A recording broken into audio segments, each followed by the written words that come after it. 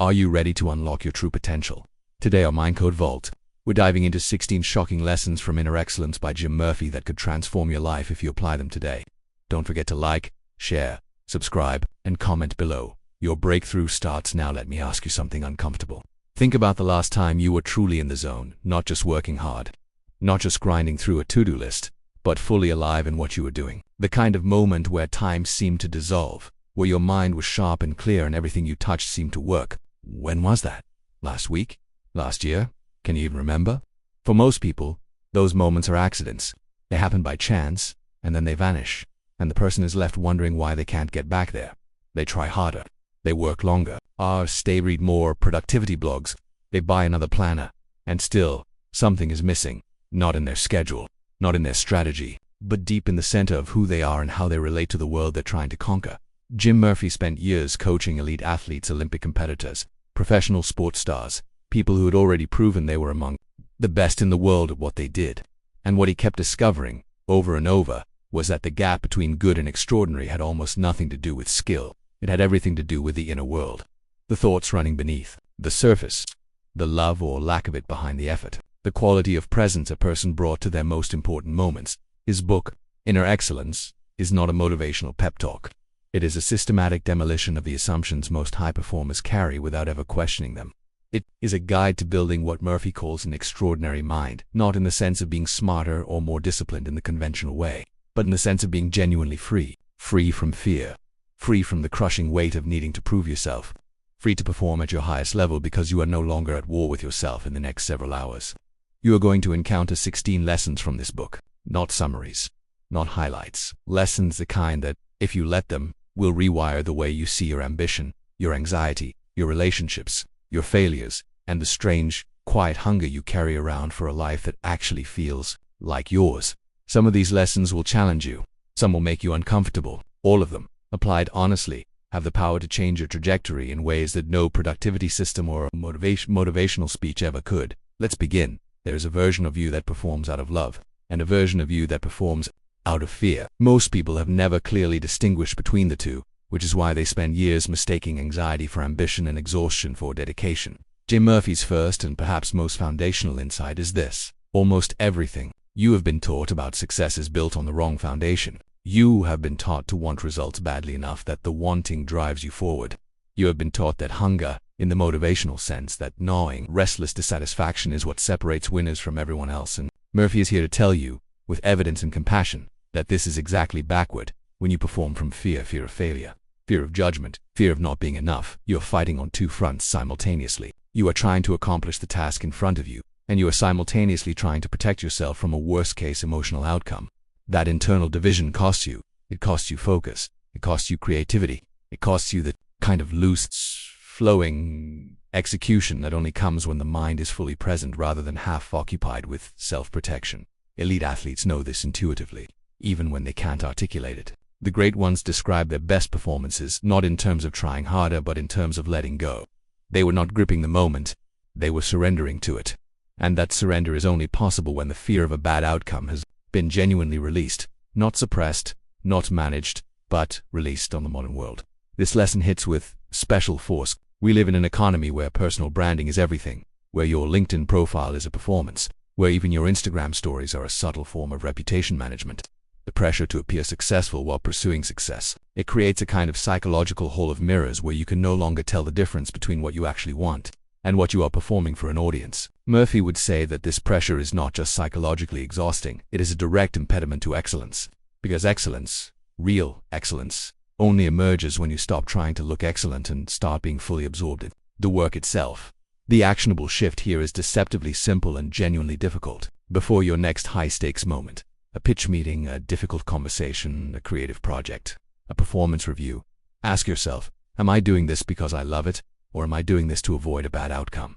If the honest answer is the latter, you are not starting from power, you are starting from fear.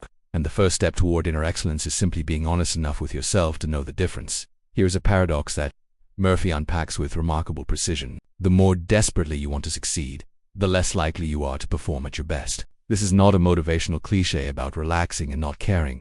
It is a neurological reality.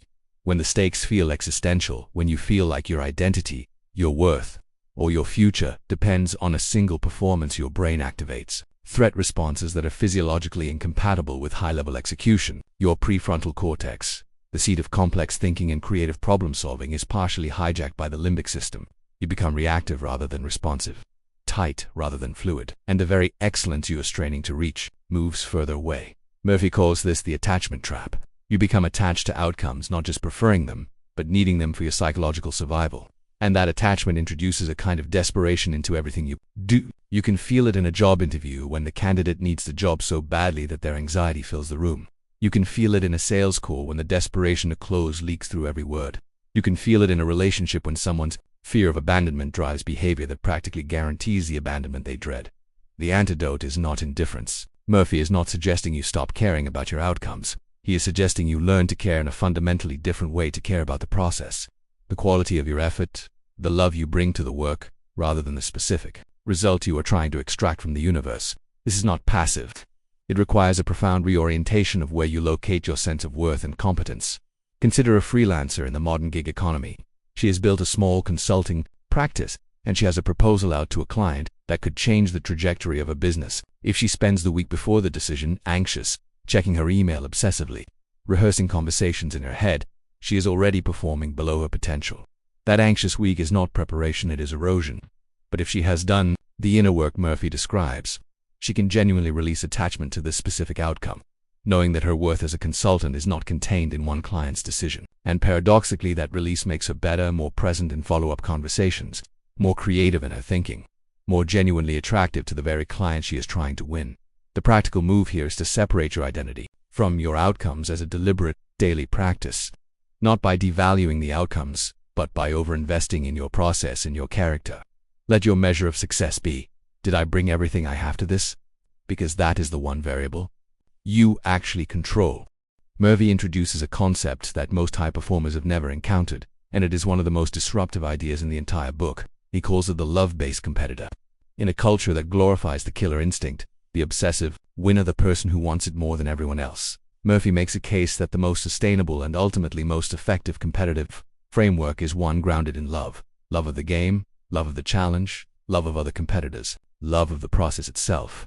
This sounds, on the surface, like something you would find in a wellness blog rather than a performance manual. But Murphy's argument is serious and backed by decades of working with world-class athletes. The love-based competitor is not soft. They are often extraordinarily intense. But their intensity comes from a completely different source than the fear-based competitor. And over time, that difference produces radically different results.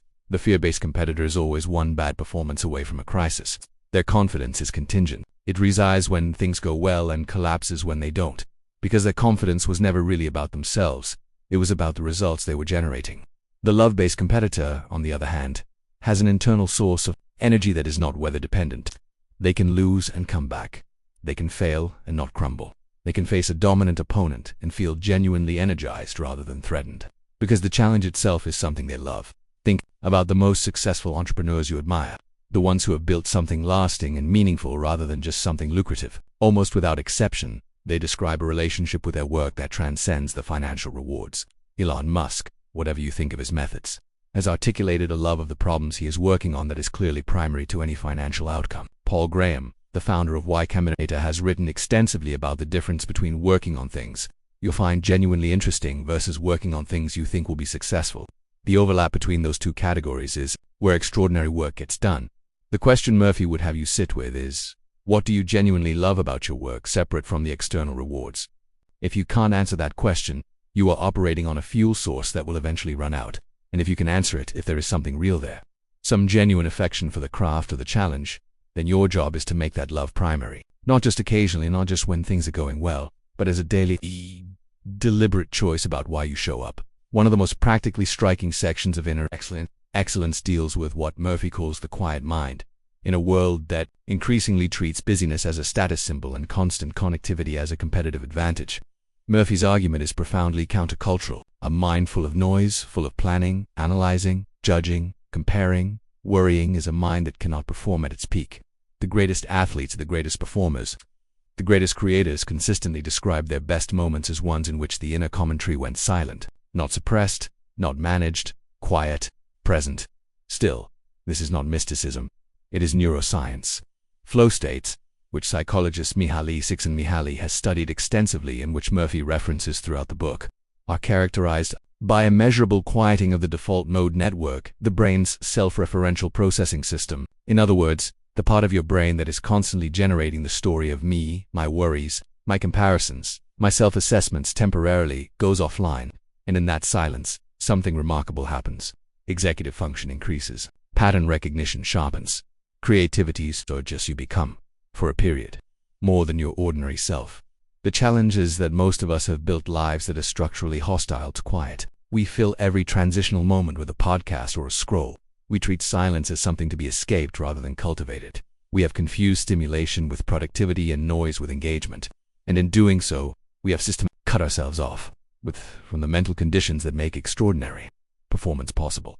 Murphy's prescription here is not a dramatic retreat to silence. It begins with small, consistent practices of stillness, 5 minutes of genuine meditation before a high-stakes task, a deliberate pause before responding in a difficult conversation, a walk without earbuds, not as a luxury, but as a competitive practice, because the person who can access a quiet mind on demand has a genuine, measurable advantage over the person who cannot.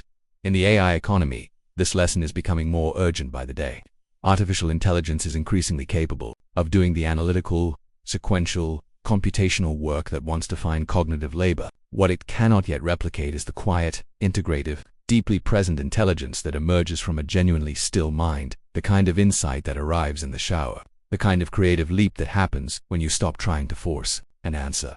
Cultivating a quiet mind is not just a wellness practice. It is, increasingly, the distinctly human advantage that no algorithm can automate.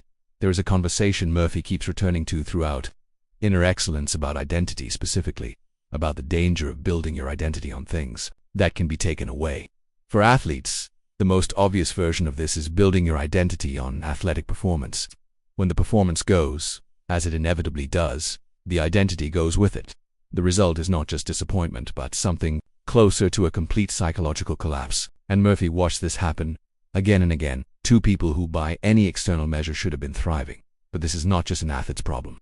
It is the defining psychological risk of achievement culture.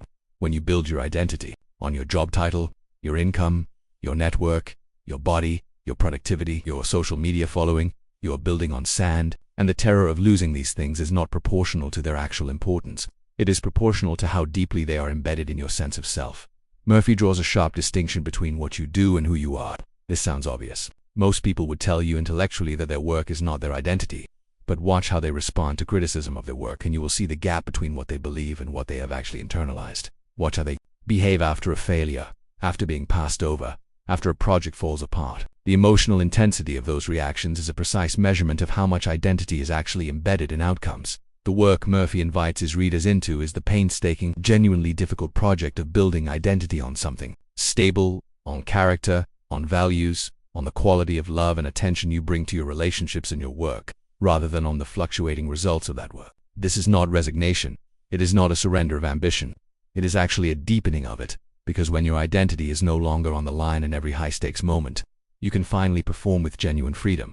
For anyone building a business in the current climate where market conditions shift overnight, where the AI landscape is reshaping entire industries, where what worked last year may be obsolete next year, this lesson is not philosophical. It is survival intelligence. The entrepreneurs who maintain clarity and creativity through rapid change are not the ones who don't care about outcomes. They are the ones whose sense of self is sturdy enough to weather the inevitable disruptions without collapsing.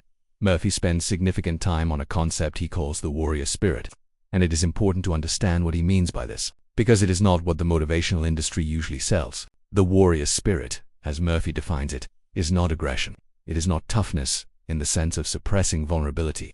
It is a deep, quiet willingness to do what is required to face discomfort, to persist through difficulty, to meet with the full weight of a challenge without flinching. It comes from a place of love rather than anger.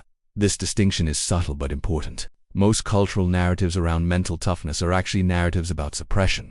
Don't feel fear. Don't show weakness. Push through pain. And while there is something to the idea of persistence, Murphy points out that the model has a serious limitation. It eventually breaks. The person running on suppressed emotion is using enormous energy just to keep the lid on. Energy that is not available for performance. And when they break through injury, through burnout, through a loss they can't metabolize, they often break completely. because they've never developed the internal architecture to process difficulty rather than bury it. The alternative Murphy offers is what he calls full presence with discomfort. Rather than suppressing fear or anxiety, you learn to be with it, to feel it fully without being controlled by it. This is not the same as being overwhelmed by it. It is more like the capacity to acknowledge I am afraid, and I am going to do this anyway, not because you have shut the fear down, but because you have a relationship with your own inner experience that is larger and steadier than any particular emotion. It requires building a relationship with your own inner experience that is honest and courageous in the most intimate possible sense. There is a powerful section in Inner Excellence where Murphy addresses the relationship between elite performance and service specifically. The counterintuitive insight that the greatest performances happen not when you are focused on your own excellence, but when you are genuinely focused on contributing to something beyond yourself, whether that's something as a team, an audience, a client, a mission, or a single person who needs what you have to offer. The shift of focus from self to service changes the neurological and psychological conditions of performance in ways that are both measurable and profound. Murphy shares examples from his work with athletes who were technically brilliant but consistently underperformed under pressure. In almost every case, the pressure they experienced was a product of self-focus. They were thinking about their own performance, their own reputation, what people would think of them. When he helped them redirect their attention to what they were contributing to the team, to the fans, to the integrity of the sport, something shifted. The self-consciousness, which was the real source of the pressure, dissolved, and in its place came a quality of engagement that was both more focused and more free. This insight has profound implications for anyone working in a knowledge economy. The freelancer who is genuinely focused on solving the client's problem performs better in pitches, produces better work, and builds more loyal relationships than the freelancer who is primarily thinking about their own income or reputation. The manager who is genuinely focused on their team's development rather than their own career advancement creates better teams and, in the long run, a better career. The consultant who is focused on the client's success rather than the size of the engagement delivers more value and generates more referrals. Service orientation is not naivety. It is not selflessness in the sense of ignoring your own needs. It is a strategic and psychological reorientation that removes the self-focused noise from your mental environment and replaces it with something that is both more energizing and more effective. It is, in the language Murphy uses throughout the book, one of the clearest paths to love-based performance because genuine service is, at its root, an act of love. The practical application here starts with a simple question you can ask before any significant engagement. What is the most valuable thing I can contribute here for the person or people I am serving? Not what do I need to demonstrate, not what do I need to protect, but what can I genuinely give?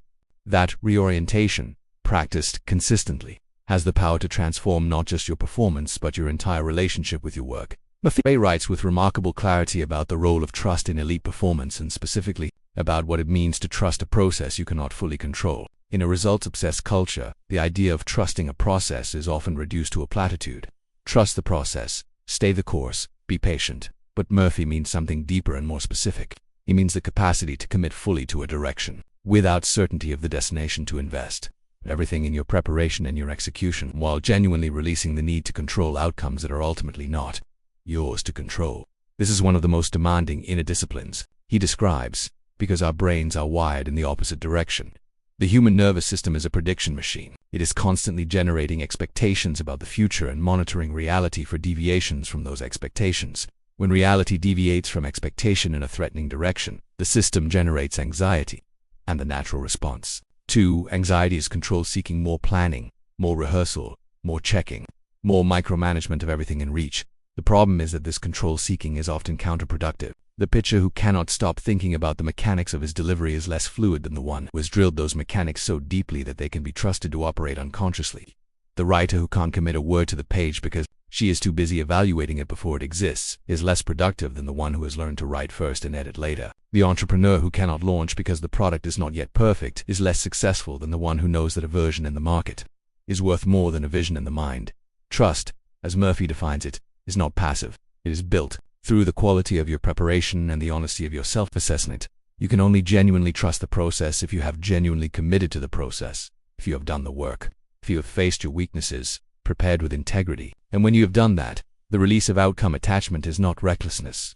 It is confidence. It is the rational result of knowing that you have given everything in your preparation, and that whatever happens next is in the hands of something larger than your individual will in the context of building something new, a startup, a creative practice, a freelance career in an AI-disrupted economy. This kind of trust is not just psychologically useful, It is operationally necessary, because in genuinely novel environments, control is largely an illusion. The conditions change too fast. The variables are too numerous. The feedback loop's too complex for any plan to remain intact through execution. The people who thrive in those environments are not the ones who can control the outcome. They are the ones who can commit fully to their direction, adapt intelligently to what they find, and remain grounded in their purpose when the map turns out to be wrong. There is a chapter in Inner Excellence that deals with something Murphy calls the second effort, but don't let the athletic framing mislead you. The second effort is not just about pushing through fatigue in a physical sense. It is about what happens in the psychological moment after things have not gone the way you wanted. After the failure, after the rejection, after the mistake, after the performance that fell short.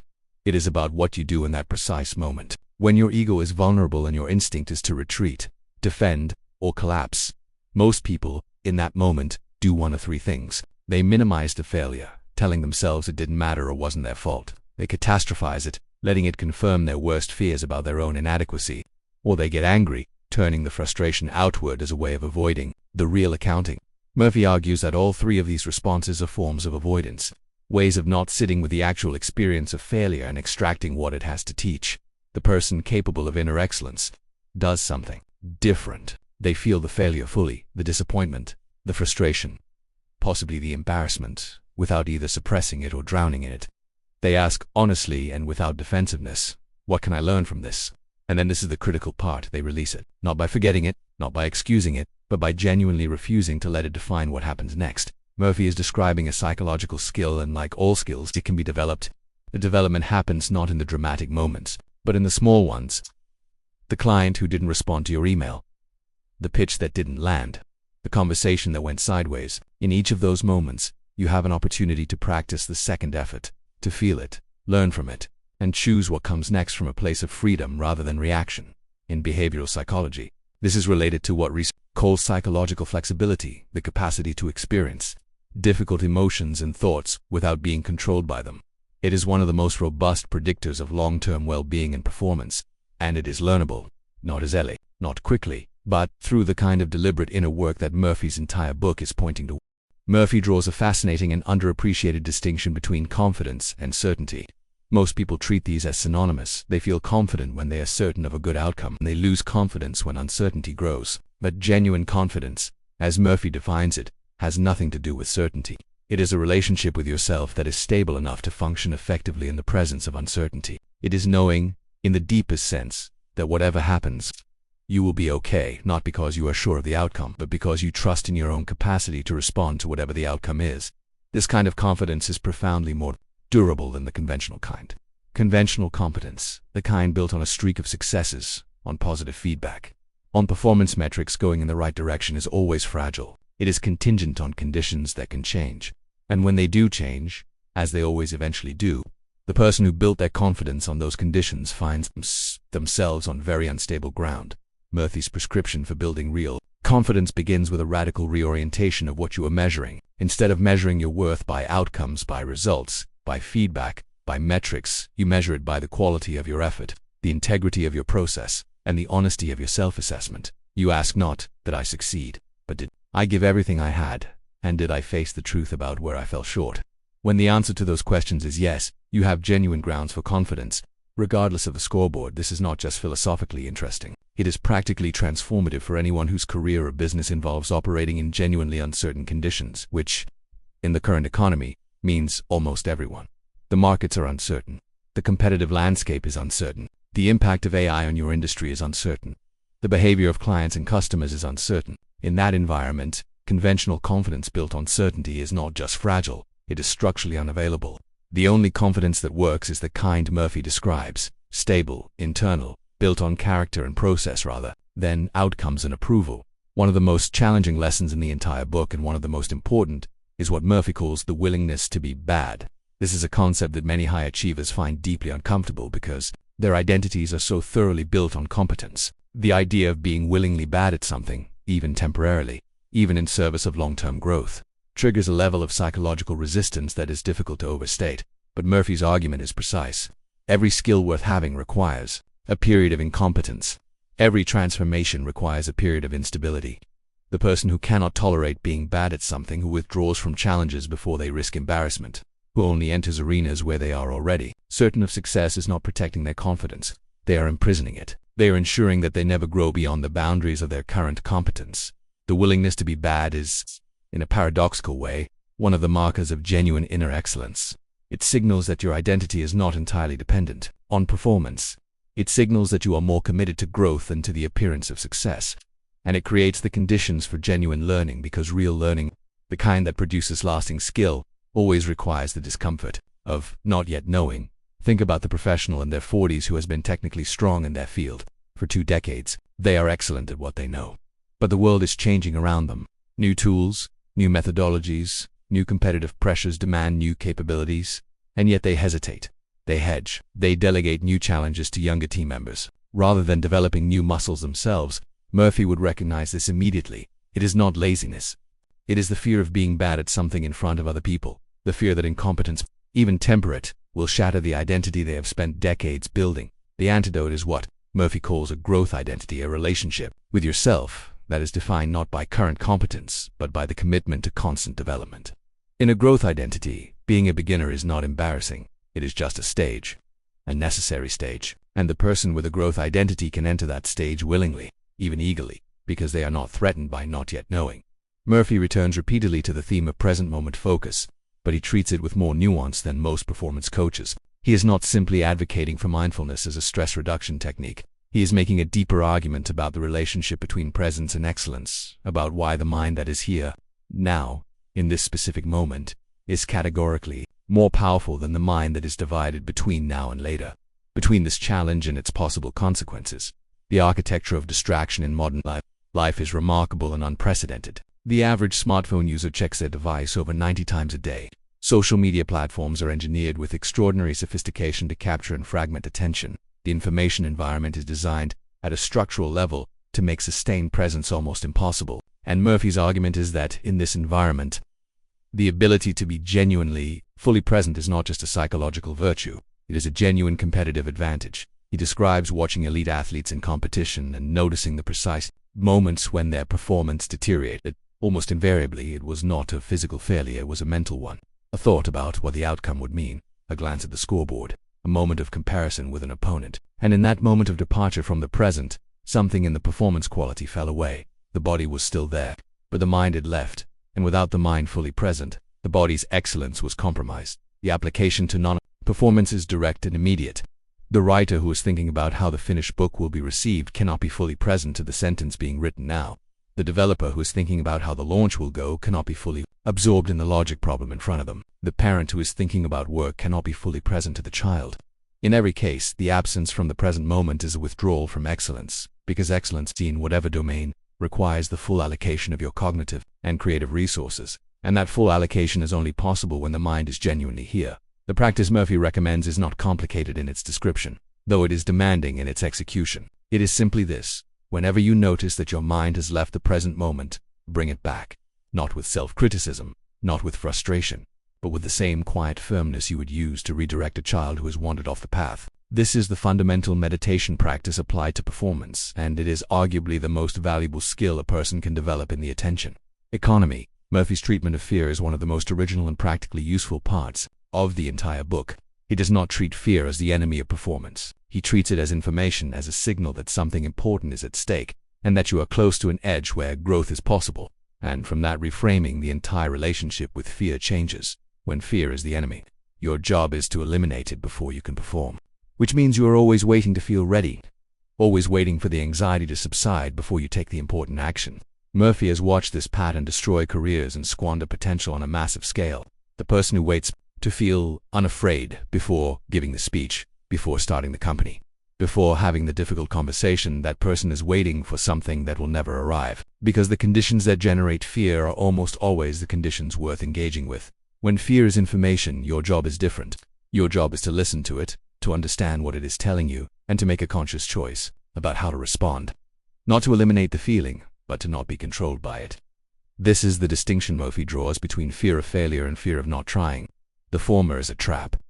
The latter, if you can access it, is actually useful fuel. The awareness that the bigger risk is not a bad outcome but a life unlived is a reorientation that can break the paralysis of conventional fear. In practical terms, Murphy offers a reframe that many of his athletes have found transformative. Instead of asking, what if this goes wrong? Ask, what if I bring everything I have to this right now? The first question focuses on a future outcome you cannot control. The second focuses on a present action that is entirely within your power. And by making that shift, you redirect the nervous energy of fear into the focused energy of full commitment. There is a section of Inner Excellence where Murphy discusses what he calls the champion's relationship with failure. And it is worth spending significant time with because it challenges something most high performers believe at a very deep level.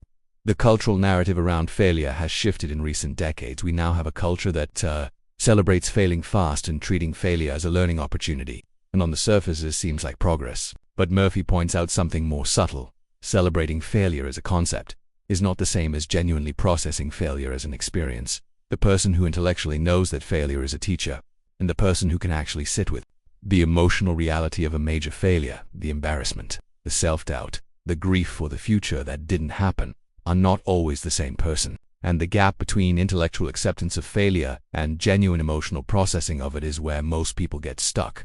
They know failure's okay. They don't feel like it's okay. And that gap produces the kind of low-grade avoidance behavior that looks, from the outside, like a lack of ambition but is actually a form of self-protection. Murphy's work in this area is about closing that gap, not by becoming emotionally tougher in the sense of feeling failure less, but by becoming psychologically capacious enough to feel it fully and still function. This is, in the language of therapy, something close to what researchers call distress tolerance, the ability to experience painful emotions without needing to immediately resolve or escape them. And it is a learnable skill. The path through it is not intellectual reassurance. It is practice, small doses of risk, small experiences of failure, small iterations of feeling the sting and coming back. Over time, this builds the psychological infrastructure for handling bigger failures without collapsing. For anyone building something significant, a business, a creative body of work, a meaningful career, this infrastructure is not optional.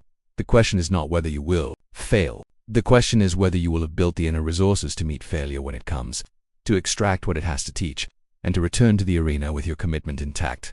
As we move toward the final insights of this journey, Murphy asks us to consider something profoundly simple. What would it mean to be grateful for the challenge? Not in a forced, performative way, not the kind of toxic positivity that asks you to pretend difficulty isn't difficult, but in a genuine, settled way. To look at the hardest thing you are facing and feel beneath the difficulty. Something like thanks for the opportunity to face it. This is not naivety. It is a chosen perspective, and like all chosen perspectives, it has consequences.